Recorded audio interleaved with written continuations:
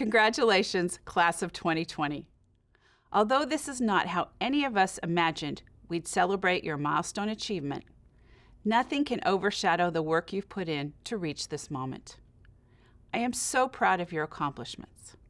As Chief Education and Training Officer and a graduate of an MD Anderson program myself, I know that the training you received at the School of Health Professions is second to none, and you will undoubtedly lean on the experience you acquired here to build a very successful career. Today, I have the honor of introducing your commencement speaker, Dr. Josef Schmid. Dr. Schmid is a NASA flight surgeon and a Major General in the U.S. Air Force. He has served as a crew surgeon for multiple missions to the International Space Station and is currently working on projects for the new Orion spacecraft that will return humans to the moon.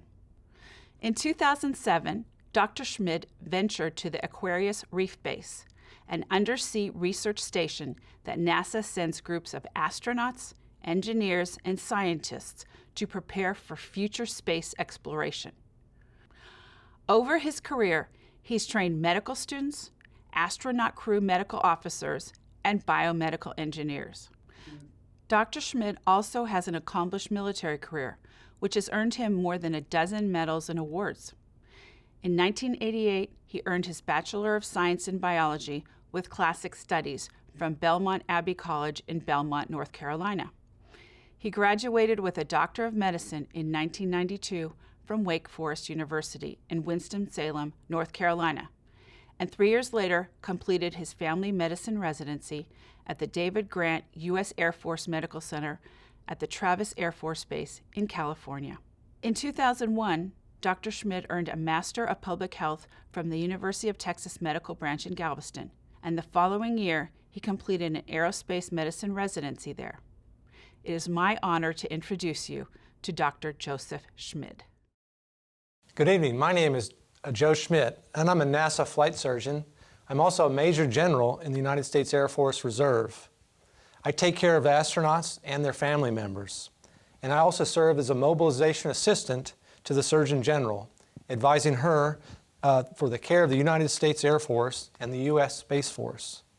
First of all, I'd like to thank Dr. Peter Hugh of MD Anderson Cancer Center for inviting me to address you, your graduates, your teachers, families, and supporters here at the School of Health Professions Commencement. You know, we were supposed to meet in person on the 7th of August, but I'm meeting with you here virtually and through this time machine called a broadcast to talk directly to you. Let me start off by saying 3 things. Number 1, we are so very proud of you. What you've done to get here, what you're doing now, and what you're going to do in the future. We also are so proud of all the things that you've done to get here and to be able to graduate. And very proud of all those who have supported you and have taught you along the way. Congratulations to all of you. The second thing I'd like to say to you, and this is kind of bold, and I'm looking straight through to you, you will cure cancer. Of this, I have no doubt. You have the training and the expertise to, number 1, prevent it in the individual, number 2, to find it when it does occur, and to number 3, take it out or otherwise treat it, and number 4, eliminate that cancer and find it in anyone else who has it to get rid of it there. Number 3, and know this, you and your work will have exceptional and exponential effect. The first thing you'll be doing is treating your patient. In turn, you'll be also treating that patient's family to ensure that mother, that father, that child, and that spouse is very, very healthy. In turn, you're also treating them and their job. That person that you're treating may be a homemaker, a mother, a teacher, a CEO. In effect, you're treating their family and their business. You're also treating that person in their position in the world. Who knows what they're going to achieve with their life and what they have already achieved and what they will achieve. No kidding. That person may be a Nobel Peace Prize winner, a policeman, a mayor, a father, a mother, and their child also may have something extremely special about them. And you get to take credit for all the hard work you're doing for them. and what they can in turn achieve. I'm speaking to you, those that are now graduating from the clinical labs, the diagnostic imaging program, the medical sonographers, the radiation technicians, geneticists, and all the multiple technologists that are graduating today. Here you are in Houston. Many of you were not born here, but you got here as fast as you could, I know, here to the great state of Texas. And what a multicultural, diverse, and vibrant place Texas is. Our flag is indeed recognized worldwide. And you are graduating from the world's largest medical center on the planet. You are now graduates of MD Anderson. I understand there are 12 programs here, and you are receiving and have received the best training in the world. I understand that 70 to 80% of you will stay here in Houston, and you'll continue the work of the Houston flagship that is preventing cancer and treating cancer the world over. Another 5% of you will leave the Houston area and go into the rest of Texas. And the remaining 15% will spread your wonderful training across the country and across the planet where you'll eventually work. I also found out that an incredible 25% of you all are first-generation graduates. A huge congratulations to you. You are truly the pathfinders for your family. So congratulations to all of your families, your parents, your grandparents, the spouses, your children, and all your friends and teachers that have been supporting you through this long journey and throughout your training. I'd like you to think back about what brought you here to Houston, why you studied here, and why you live here. Let me share why I came to Houston. I was barely 4 years old in 1969. That's when the Apollo mission landed on the moon. My mother woke me up. She said, "You got to see this momentous event." And that was probably the last time that the world was fully together in one shining moment. I also remember my father when he was in the U.S. Army. He was doing intelligence work in West and East Germany. And at that time, I was 10 years old when the Apollo-Soyuz mission linked up between the Americans and the Soviet Union at the time. They linked up with a handshake in orbit. As a kid, I thought the United States and the Soviet Union were really going to hurt each other. And here these two countries were linking up in orbit. They were making friends. That event gave me tremendous hope. And you training and working at MD Anderson is giving the same hope to your patients and their families worldwide. That's what you represent, and that's what you're doing. Continuing on, while I was here and thinking about coming here, I was hooked on the X-15, the rocket plane. I was also hooked on the rest of the Apollo missions, all the way through the last one, Apollo 17. And let me fast forward to say that's the reason I came here to Houston. For me, the reason I came to Houston is at the Johnson Space Center. So in 2000, the year 2000, I was working there in the flight medicine clinic, and guess who was there?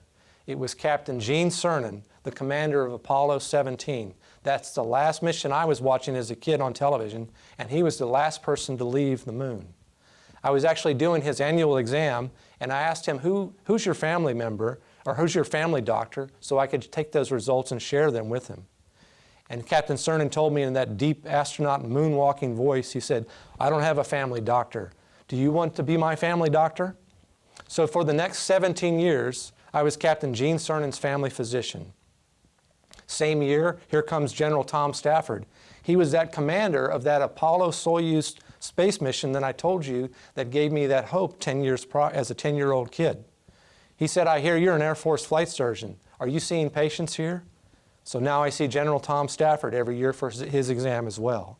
He also takes me over to Russia with him every year to meet with those same Russians, the same folks that got together in orbit, so we can continue the cooperation effort for the space station. Joe Engle, he earned his astronaut wings by flying the X-15 space plane and then the space shuttle. He's the only person that's ever flown the shuttle by hand all the way back from orbit to a safe landing. And lastly, Tracy Caldwell Dyson, who I've taken care of as she made her long-duration space mission to the International Space Station. Tracy has more time in orbit, than all the Mercury, Gemini, and Apollo astronauts combined. For me, it's like taking care of Lewis and Clark. So how does that relate to you? Well, I have 7 lessons from that experience that I'd like to share with you. Lesson number 1. So who are your patients? You know that they're superstars that you have as patients. I recommend that you ask your patients what they do for a living. Who are they? Where do they come from? I'll tell you, once I saw a patient, she had a certain golden aura about her. There was something very special about her. I had to ask her, what do you do? She replied to me, I'm the Anglican bishop for this section of the country. My point is, you never know who's sitting in front of you until you ask them. So lesson number 1, ask your patients what they do. You might find out that they're a mother. You might find out they're a teacher or a CEO, a mechanic. This will give you several advantages. You'll know several things about them. You'll know how to communicate with them. You'll know what language to use, what types of language to use, what terms, how to explain things. Most of all, you'll make an incredible connection with them, I guarantee it. You'll put them at ease. You will know them as an individual and as a person, and you will know them as their identity, what it's like to take care of them when they're healthy. And you'll know how this illness that you're treating can be affected by this. Lesson number 2, it's all about trust. Let me give you another story. As I mentioned, I'm a NASA flight surgeon. I provide medical care for the astronauts and their family members, and many of the engineers and the flight directors in mission control. I literally sign on the dotted line that that astronaut is healthy and enough to be selected to be an astronaut, to be retained, and to also fly in space. There's a lot of responsibility there, I know. Number 1, for their health. Number 2, for their career. And number 3, for their dream to fly in orbit and return safely to the ground. We also launch and recover these astronauts, whether it be off the coast of Florida or on the steppes of Kazakhstan. In general, these astronauts are pilots, scientists, and engineers, and they're the experts in their field. But what they don't have is the expertise in their health. That's why they come to see us as their flight surgeons. That's why your patients are coming to see you as your patients. They have to have absolute trust in your ability to care for them and to protect their life and their career. In my case, I could potentially take that career from them anytime when they come to see me for a problem. I can also restore their health and restore their ability to fly. That's my main job. And that's also your main job, to maintain your patient's health and get them through this illness. How do I have to trust my patients as well? Well, one of the most fun things I do with my job is I also get to fly with the astronauts, if you can believe it. If you have ever been down south here at Ellington Field and looked up, you may have seen some of the T-38s, the jet trainers that the astronauts fly. Those planes are absolutely beautiful, and they can fly supersonic speeds, faster than the speed of sound. Well, as a flight surgeon, I get to fly in the back seat of those jet aircraft. They actually let me fly that jet with them, to aviate, navigate, and communicate. But I'm not allowed to take off, and I'm certainly not allowed to land that plane. Only the astronaut pilot in front of me can do this. So in fact, my life is in their hands. They, number 1, trust me with their health and their certification, and in turn, I trust them with my life and when I'm in the jet with them. So that's lesson number 2, is to trust.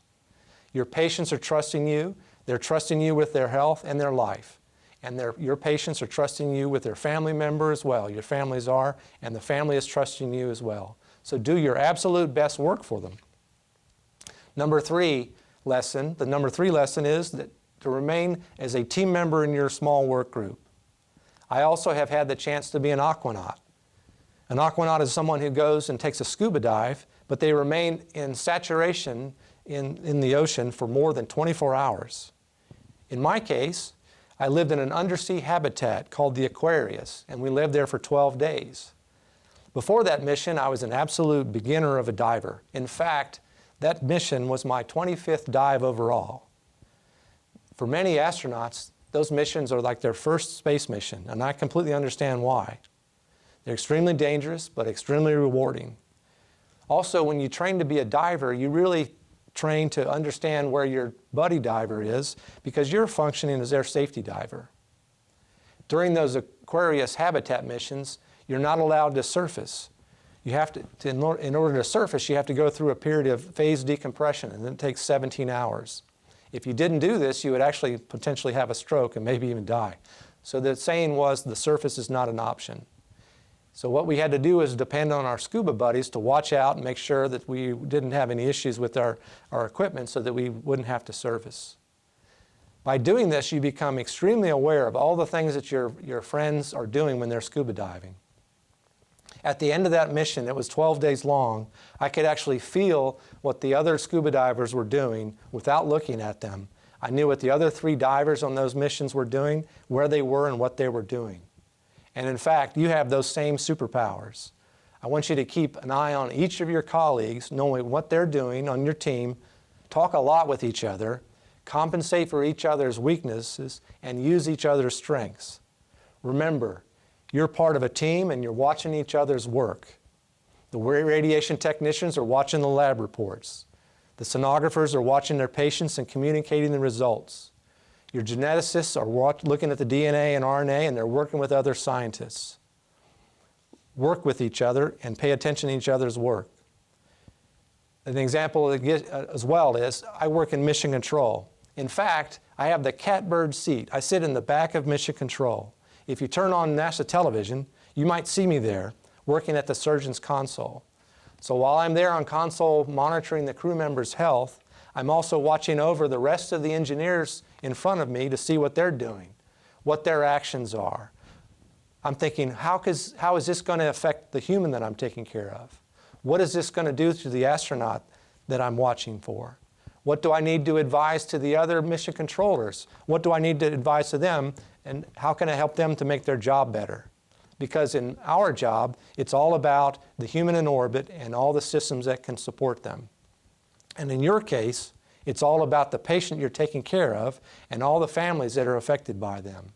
You really do carry a lot of responsibility, but teamwork will definitely get you there, and you're definitely not alone in this. Watch each other what you're doing, and talk and talk and talk until you know everything about your patients. Lesson number 4. Your mission is also to get your patients through this very difficult and dangerous time for them. As you've seen in Mission Control, we support all the spacewalks. We train so much with the astronauts in the simulations, and we have to anticipate every one of their next steps. We have great camera views from their spacesuits. So I feel like when I'm on console that I'm actually with the astronaut, with them floating in orbit, working with them as they're working through their procedures. I'll give you an example.